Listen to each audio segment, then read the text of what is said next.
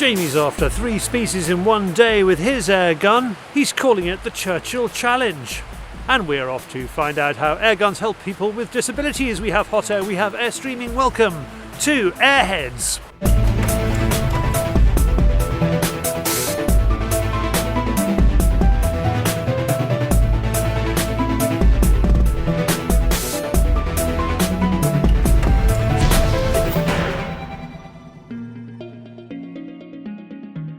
Jamie, our hunter with no hands, is back out in the Hampshire countryside and is determined to complete his Churchill.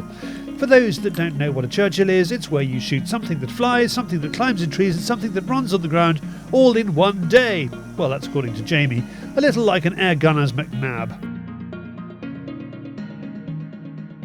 One thing you should always do, obviously, with an air gun, check your zero. Never waste around with it. If we're shooting with live animals, you want to make sure that you don't injure, you kill. Also, you want the accuracy. It takes you about 2 seconds before you set off, so worth doing. Jamie is feeling positive, and after a quick zero, he is keen to find his first challenge.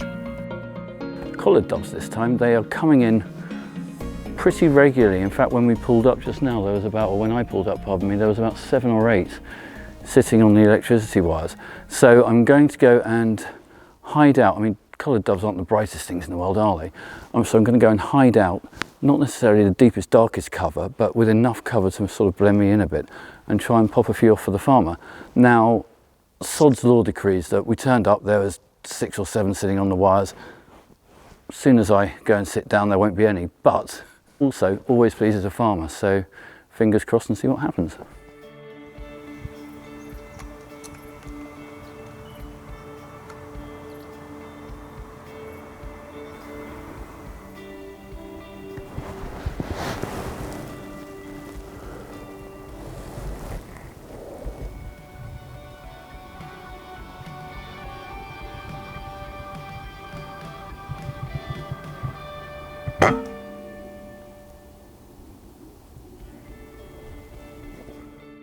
Well, here's the one that looked like he was flying away, obviously dropped about 18 yards from the wire where I shot him, but happy with that. These guys, these collared doves, are actually coming into the barns and feeding on the grain that's in there at the moment, so it is important to get rid of them, as well as obviously going towards our Churchill. So that's 2 collared doves got. I need something from a tree, I'm thinking a squirrel, and something from the ground, I'm thinking a rabbit. We've still got loads of time. So I'm going to go and explore a new area of wood about a mile that way, and then I'm going to go and head for sort of more open ground to see if we can bag a rabbit.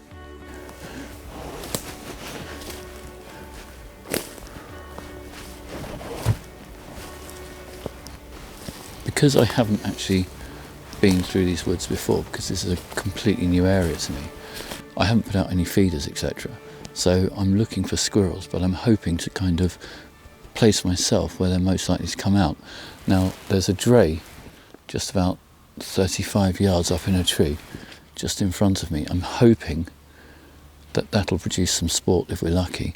If not, at some point the squirrel should put its appearance in on the floor and scamper to or from it. That's the idea anyway, so fingers crossed and hope for the best. Best laid plans of mice, men and morons like me, I suppose. Squirrel. About 35 yards just down there. Amazingly, it's kind of oblivious. But I've had 2 scamper practically past my feet. So maybe they just haven't seen humans before.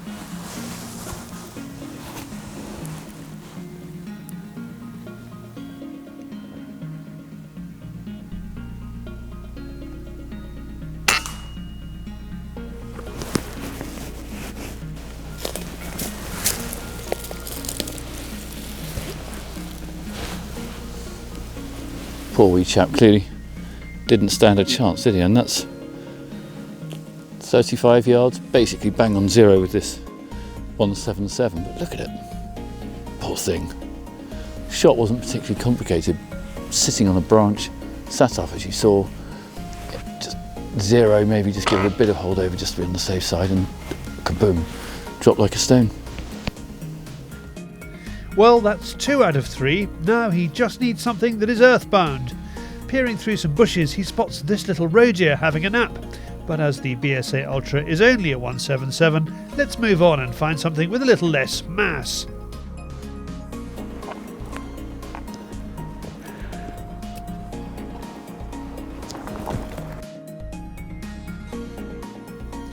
It's getting late in the day. Just before it gets too dark to film, Jamie spots some bunnies along the hedgerow, perfect for that last shot of the night.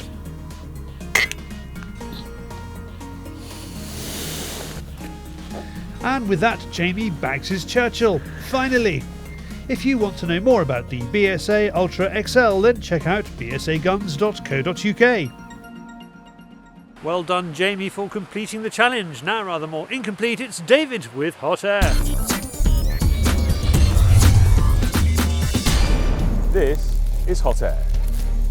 With airgun licensing looming in Scotland, only 1 in 20 airguns has been accounted for. Police Scotland confirms they now know of the whereabouts of 25,000 of a possible 500,000 airguns, which the law says have to be licensed by the end of the year.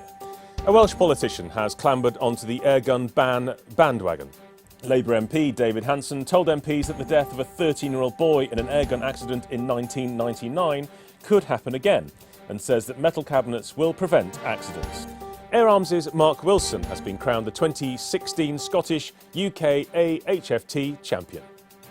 Hunter Field Target team member and Air Arms sponsored shooter Mark Wilson took the overall winner's title at the 2016 Scottish Affiliated League. A top Indian shooter has pulled out of a competition in Iran because she could be made to wear a hijab. Indian air pistol shooter Hina Sidhu won't go to the Asian Airgun Shooting Championships in Tehran after the Iranian government said that all women athletes have to wear a veil. And finally, a Hong Kong police officer has been found not guilty of shooting monkeys with an air rifle. Maverick Tang Ching Ying was accused of shooting 10 monkeys. However, Magistrate Don So Man Lung said that since there was no light, it would have been difficult for him to see the monkeys unless they were wearing neon-coloured clothing. You are now up to date with HotAir. Aiming for accuracy, targeting the truth. Thank you, David. Here is our first air investigations in association with Air Arms.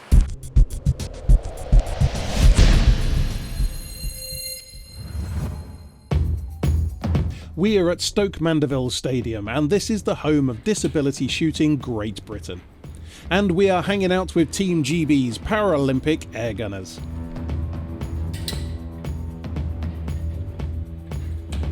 British shooters have been winning medals at the Paralympic Games since 1976, and with Tokyo now firmly in their sights, they're putting in the hard work down the range.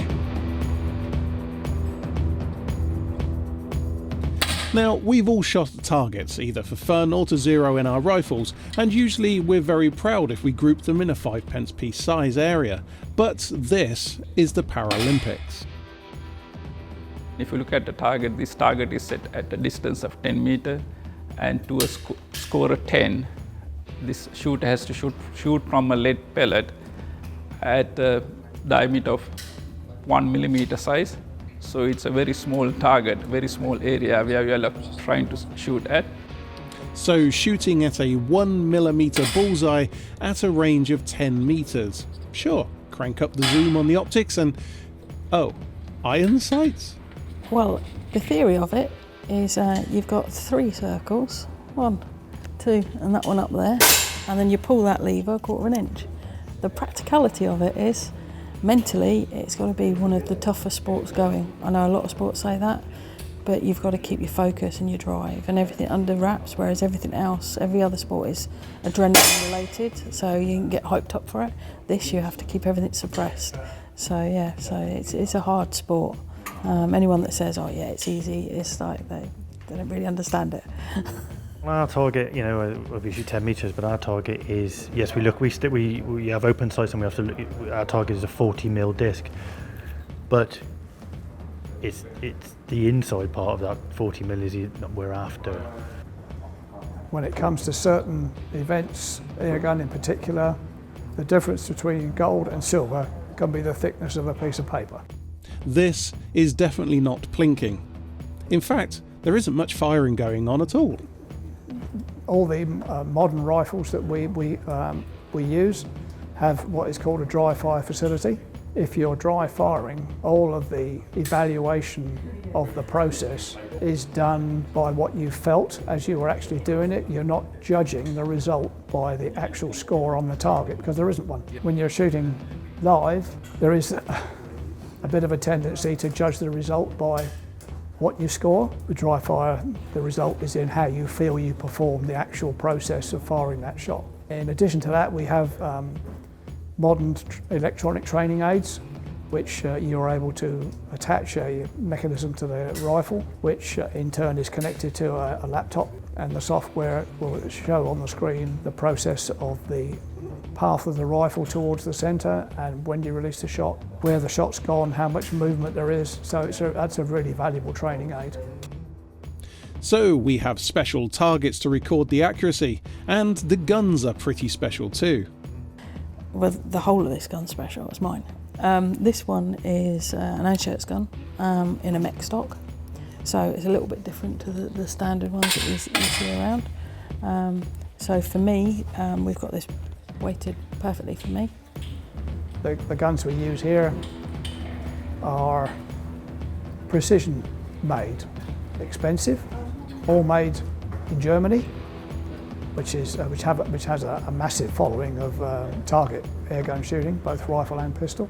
They, on average, cost around about £3,000 each, and with the right selection of pellets, are capable of putting 60 shots through a hole marginally larger than the size of the pellet, which is 4.5mm.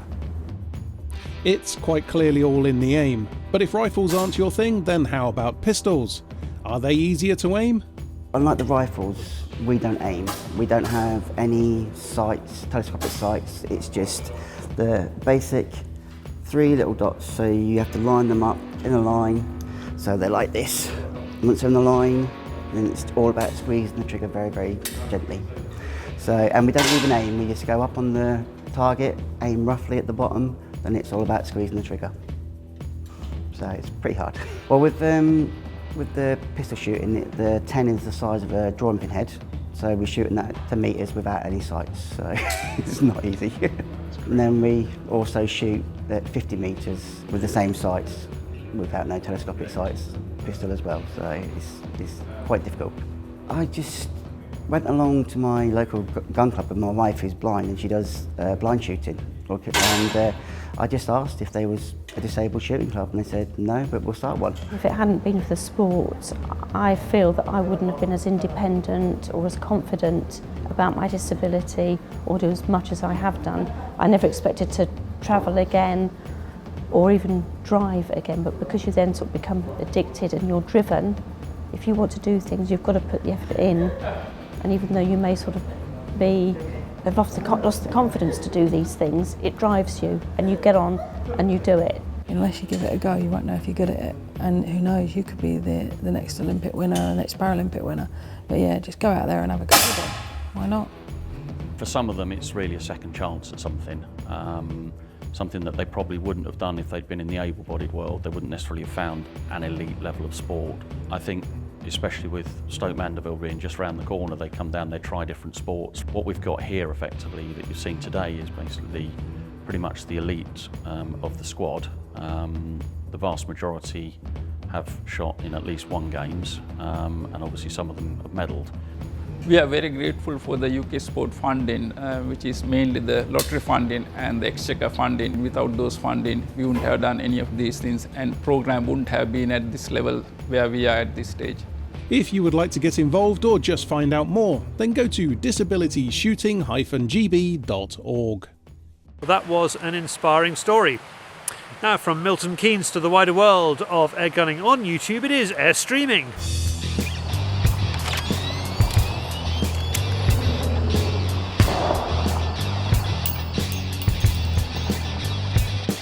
Charlie Jacoby here, this is my roundup of the best air gunning on YouTube. Night Hunter Whippets does a good job. Urban pigeon shooting with over 100 birds shot. He's on feral extermination in Nottingham city centre. Corvid Hunter sends me his latest. Some people see a grubby farmyard, we see permission heaven. Fenland Air Gunner recommends this one to me. He's ambushing wood pigeons. Eric Arnold, editor of Wildlife Control Training Group magazine in the USA, sends in this film about what to do with skunks and raccoons that come into the yards looking for grubs. Pellet Power's latest is night vision ratting with an FX impact. He has the Photon XT 6.5x50 mounted atop. KPS Hunters sends me a mixed bag of rabbits, rats, a squirrel and birds, and he finds a thief as well. Airgun Scout is hunting small game on the Kaibab Plateau on the north rim of the Grand Canyon in Arizona. He's after blue grouse and grey squirrels. And finally, there is a new show for BB enthusiasts. JBBG TV1, where the JBBG stands for Just BB Guns, plans to go monthly with all that's new in the world of airsoft. Links to watch the videos are in this film's description. If you would like to send in a video for Airstreaming, ping me the link, charlie@fieldsportschannel.tv.